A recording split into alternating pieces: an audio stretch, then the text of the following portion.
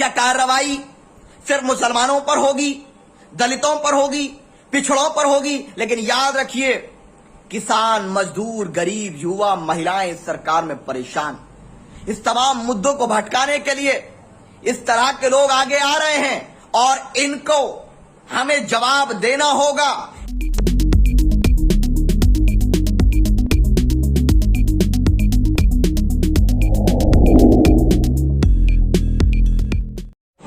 किसी परमहंस महाराज का कोई बयान आया अयोध्या से कि 2 अक्टूबर तक भारत को हिंदू राष्ट्र घोषित किया जाए और मुसलमानों और ईसाइयों की नागरिकता रद्द कर दी जाए।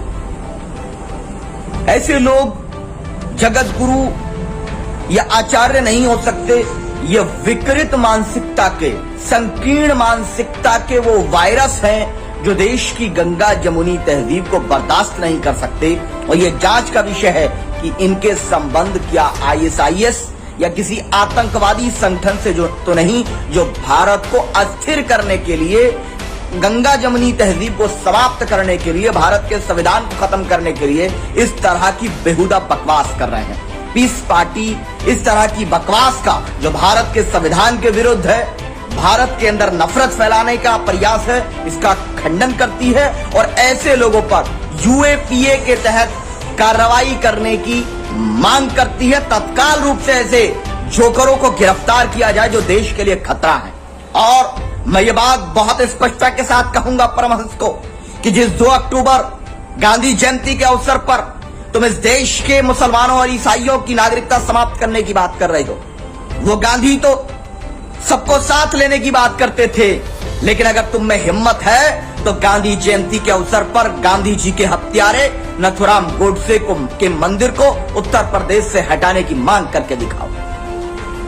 लेकिन अपने निजी स्वार्थ के लिए या किसी आतंकवादी संगठन या किसी ऐसे लोगों से मिलकर जो भारत को एक सेकुलर स्टेट नहीं देखना चाहते, भाईचारा नहीं देखना चाहते, उनके दबाव में उनसे मिलकर आप जो कृत्य कर रहे हो उससे भारत का खतरा है।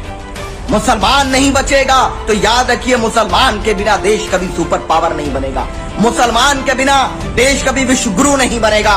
मुसलमान के बिना देश कभी मजबूत नहीं बनेगा, क्योंकि हिंदू, मुस्लिम, सिख, ईसाई और तमाम धर्म के लोग इस भारत की पहचान है और भारत एक जिस्म की तरह है और जिस्म का कोई हिस्सा काट लेना बेवकूफी है, जहालत है। जो लोग आज ये समझते हैं कि इस देश के किसी भी वर्ग को बुरा भला कहा जाए, आपत्तिजनक टिप्पणियां की जाएं, तो हम उससे देशभक्त बन जाएंगे। याद रखिए, उससे बड़ा कोई देशद्रोही नहीं। जो किसी समुदाय को, किसी जाति धर्म को आपत्तिजनक बातें कहे, किसी धर्म पर उंगली उठाए, वो संविधान का दुश्मन है। और जो संविधान का दुश्मन है, जो संविधान के फंडामेंटल राइट्स को वायलेट करता है, वो सच्चा देशभक्त हो ही नहीं सकता।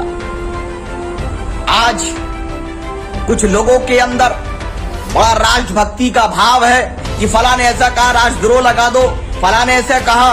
तो मैं उस गैंग से कहूंगा जो फर्जी देशभक्तों का गैंग घूमता है, जो हर बात पर मुसलमानों से देशभक्ति का सबूत मांगता है, वो तमाम टीवी एंकरों के गैंग से भी कहूंगा और नफरत फैलाने वालों गैंग से भी कहूंगा, ये है हिम्मत तुम्हारे अंदर इस विकृत मानसिकता के परमहंस पर यूएपीए के तहत कार्रवाई करने वाले की मांग करने की है? योगी आदित्यनाथ जी, मुख्यमंत्री जी, लॉ एंड ऑर्डर को मेंटेन करने के लिए इस विकृत मानसिकता के लोगों को, ऐसे लोगों को एनकाउंटर की या यूएपीए लिस्ट के तहत कार्रवाई करने की हिम्मत है?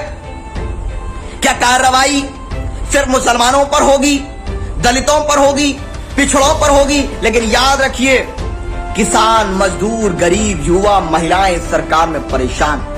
इस तमाम मुद्दों को भटकाने के लिए इस तरह के लोग आगे आ रहे हैं और इनको हमें जवाब देना होगा कि इस देश की पहचान, इस देश की पहचान इस देश के भाईचारे से है, प्रेम से है, सौहार्द से है और वो हमेशा रहेगी। चंद जोकर मिलकर इस देश के अंदर नफरत की आग नहीं लगा सकते और जो लगाएगा उसको नष्ट किया जाएगा संवैधानिक तरीके से। आज सबको इसके खिलाफ खड़ा होना चाहिए। और मैं तो अपील करूंगा संत समाज से कि ऐसे लोगों का बहिष्कार करके संदेश दें कि जो देश के संविधान के खिलाफ, देश के किसी धर्म के खिलाफ अगर बकवास करेगा उसको हम लोग बहिष्कार करके उसका जवाब देंगे।